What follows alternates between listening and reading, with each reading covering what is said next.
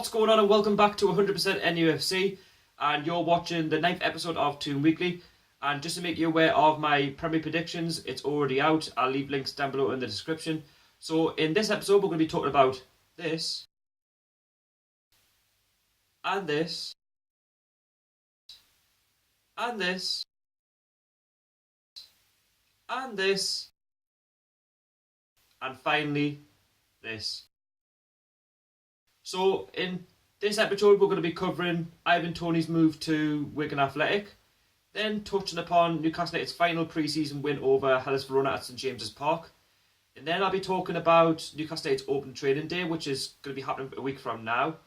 Then touched upon Lucas Perez, who potentially could be moved to Newcastle from Arsenal, and also your questions. So stay tuned in the video, and without further ado, let's get started. So it was announced last Thursday that Ivan Toney has left Newcastle on loan to join Wigan Athletic, who are now playing their football in League One. They got relegated from the Championship last season, and you've probably known that Ivan Toney has been playing a lot of under-23 football in the last couple of weeks, and me and Lee, who go to a lot of under-23 games watching Newcastle, we always said that Ivan Toney is wasted playing the under-23s. He's far too good for playing under-23 football, and he needs a loan deal. And my opinions on Ivan Toney's loan deal to Wigan Athletic, I think it's a good move. But if anything, I'd rather have seen Ivan Toney go to the Championship where he is tested, because he has had a few League 1 and League 2 clubs where he's been on loan at. But for me, he's going to learn under Paul Cook. Paul Cook used to manage Portsmouth FC. He's now at Wigan Athletic, and if there's any manager that he's going to learn under to learn more, is definitely Paul Cook. He's definitely the manager to help Ivan Toney to progress and potentially in the future get into the first team. And again, I wish him all the best on loan at Wigan. I hope he bangs in the goals, and hopefully Wigan, again, they're going to be one of the favourites to get promoted to League One, so potentially he could win a trophy or at least a medal at the end of it, or potentially for the playoffs. But again, he needs first team competitive football, and it's important that he's not just wasted on the bench, or at least playing in the 23s, because he's far too good for it and he's not going to learn anything from it. So anyway, moving on from Ivan Toney, we're going to be moving on to the 2-0 win against Hellas Verona, which was on Sunday just gone. And 2 goals by Lucas Perez and Christian Atsu in the first half. Hellas Verona weren't exactly that great. They didn't really offer anything in the game, so it's very hard to analyse going into the Tottenham game on Sunday. But what I will say is, I did learn again that we'll have to take my chances, because even though the game was good for an hour, once John Shelby came off, the game was a nothing game after that. I mean, Hellas Verona couldn't string 2 passes together.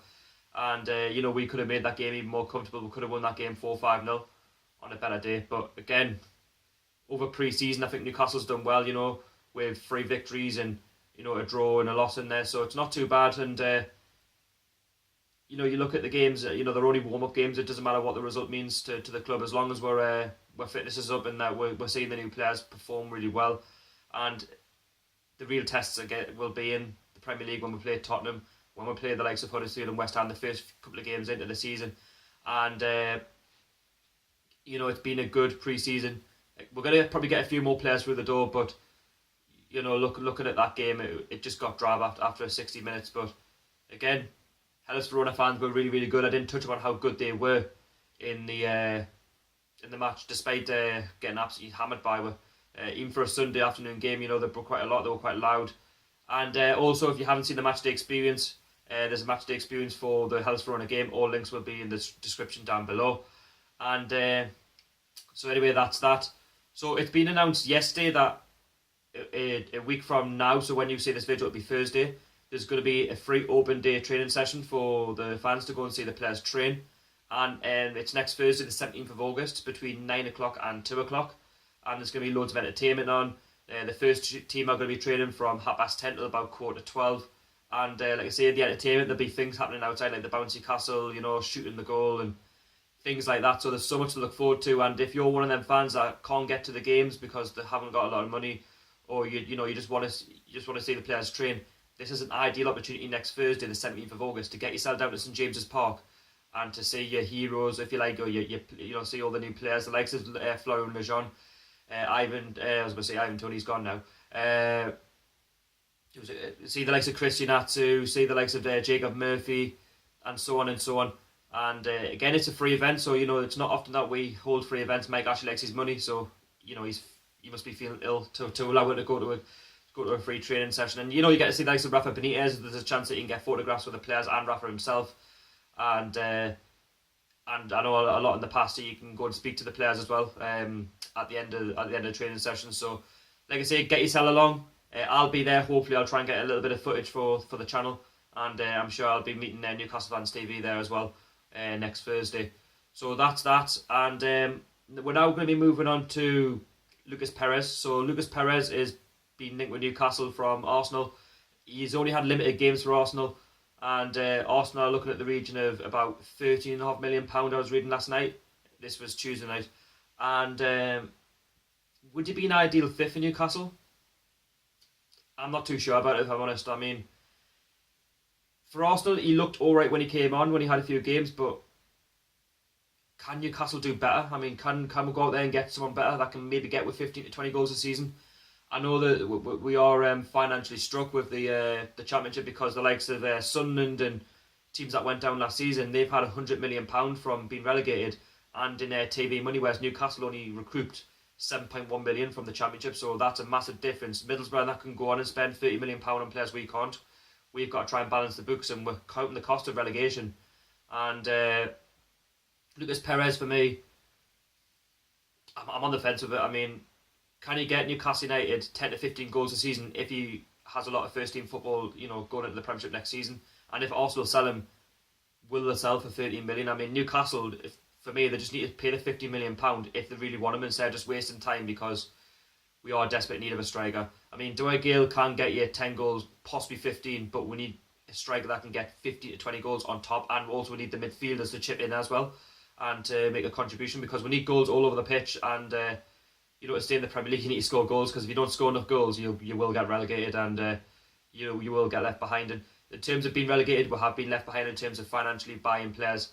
And again, we might make a lot of money through the TV deal of getting some money this season through Sky and shirt sponsors and whatnot. But again, it's not enough. We're counting the cost of being relegated from the season before last. And again, we'll have to wait and see what happens. I'm sure there'll be a lot more players linked. I mean, he's a Spanish international. I mean, if he can get a couple of goals for Perez up front, I mean, that'd be a great combination, the two Ps. But what's your thoughts on Lucas Perez? Would you want to sign him? Would you want to go for somebody else? You let me know in the comments down below. And we're now going to be moving on to your questions. So I've had a couple of questions, which I'm going to answer honestly. So Lee NUFC asked, why did I change my YouTube name? So the reason I changed the YouTube name to 100% NUFC was because I wanted it to be short and sweet, straight to the point, 100% NUFC content, and nothing else. And it's all about getting the fans involved, and it's all about allowing us to know what the channel's about, because Newcastle United One Club One City, as much as that served us really, really well, it's too long of a name. It's a bit of a mouthful, and you want a name that stands out. And once somebody clicks on the channel and they say, "Ooh, it's 100% NUFC," they instantly know that it's 100% NUFC content. It's all Newcastle rated stuff, from reviews, previews, news, and they're not going to get confused. So that's why I've changed the name, and hopefully in the future this name serves us really well. So now we're going to be moving on to Lewis James, who asked who made me support Newcastle. So obviously my parents. So from a young age, I wouldn't support anybody else, in my opinion. Newcastle's the best club in the world. We've got the best supporters, and despite not winning anything, there's no club like ours. The supporters are fantastic, home and away, especially away from home. We are the 12th man, and talking about the 12th man, when we go into the Premiership next season, we need to be the 12th man, and I'm proud to support this club. I love this club to bits, and like I say, I wouldn't support anybody else. And when Newcastle are on it, we're on it, and when the fans are on it, we're all on it. And when we won the Championship in May, it was fantastic scenes. Just imagine what it would be like, though, if we won the Premier League or if we won a cup.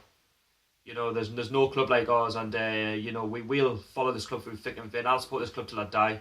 I wouldn't change it for the world. And even if Newcastle are in League One, League Two, the Conference, I'll always be there to support Newcastle, because you support them through thick and thin. So that's the reason why I support Newcastle. And again, I'm not one of those plastic fans that'll go and support another club because they've got loads of money and because they've got this, that, and the other.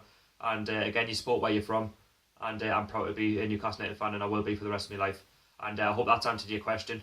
So anyway, we're going to be kind of building up to the Spurs game. So unfortunately, I can't get a ticket for the Spurs game, so I'll not be going unless I can try and find one towards the end of the week. I'm desperate for a ticket, so if anybody knows or anybody that's selling a spare Spurs ticket, please let us know in the comments down below. I don't normally ask people on YouTube and online because you've got to be very careful, but again, I'm looking for a ticket, and if I can't, there'll not be a matchday experience coming out on Sunday night, Monday morning, because I know it's a 45,000 season tickets have been sold, and I know that it's a big game and it's the first game of the season, but again, I'm desperate for a ticket. If you have one, please let us know. And I will be previewing the Spurs game on Friday afternoon, Saturday, and it should be out around about then. And again, it's just been a short Toon Weekly episode. It has been rather quiet on the transfer note, but news-wise, it's been quite big.